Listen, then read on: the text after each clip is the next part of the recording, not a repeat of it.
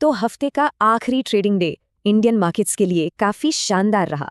एक solid green closing, मतलब सबके चेहरे पे स्माइल। लेकिन सवाल यह है कि इतनी जबरदस्त तेजी आई कहां से? हाँ, यही है आज का सबसे बड़ा सवाल कि मार्केट में इतना बड़ा जंप क्यों आया। चलिए इसको डीकोड करते हैं पॉइंट बाय पॉइंट। तो सबसे पहले नजर डालते हैं क्लोजिंग नंबर्स पर। फाइनल स्कोर कार्ड क्या कहता है?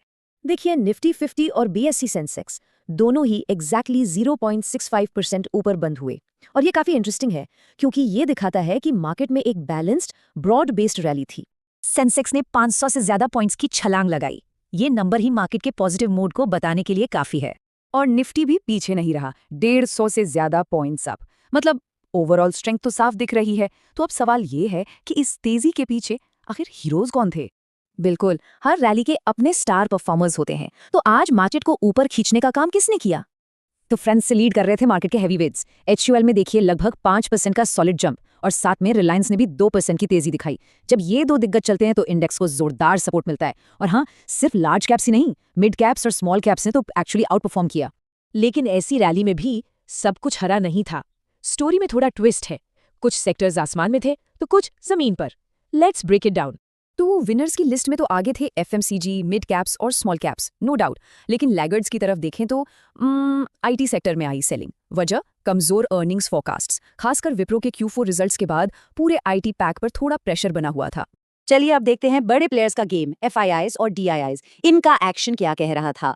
ये एक बहुत ही पॉजिटिव साइन है। एफआईआईज यानी फॉरेन इन्वेस्टर्स नेट बायर्स बनकर लौटे, मतलब विदेशी पैसा फिर से मार्केट में एंटर कर रहा है। लेकिन पिक्चर का दूसरा साइड देखिए। डीआईआईज यानी हमारे डोमेस्टिक इंस्टीट्यूशंस ने की जमकर बिकवाली। तो एक तरफ एफआईआईज खरीद रहे थे, दूसरी तरफ डीआईआईज बेच रहे थे। मार्केट में ये जो एफआईआईज वर्सेस डीआईआईज का टग ऑफ वॉर चलता है ना, ये काफी इंटरेस्टिंग डायनामिक क्रिएट करता है। तो ये जो तेजी थी ना, इसके पीछे सिर्फ हमारे डोमेस्टिक फैक्टर्स का हाथ नहीं था, इसे सपोर्ट मिला ग्लोबल मार्केट से आ रहे गुड न्यूज का भी। ग्लोबल फ्रंट पर मूड काफी अच्छा था। देखिए, इजराइल और लेबनान के बीच सीज फायर की खबर आई, इससे जियोपॉलिटिकल टेंशन थोड़ी कम हुई। फिर यूएस ईरान टॉक्स से भी स्टेबिलिटी का सिग्नल मिला। और सबसे इंपॉर्टेंट, कच्चे तेल यानी ब्रेंट क्रूड के दाम नीचे आए। जब तेल सस्ता होता है तो हमारे जैसे इकोनॉमीज के लिए ये एक बड़ी राहत की बात होती है। इन सभी पॉजिटिव क्यूज ने मिलकर मार्केट सेंटिमेंट को बूस्ट कर दिया। तो आसान शब्दों में आज की रैली की स्क्रिप्ट लिखी हैवीवेट्स ने और पॉजिटिव ग्लोबल क्यूज ने। स्टोरी काफी क्लियर है, लेकिन अब यहां से आगे क्या?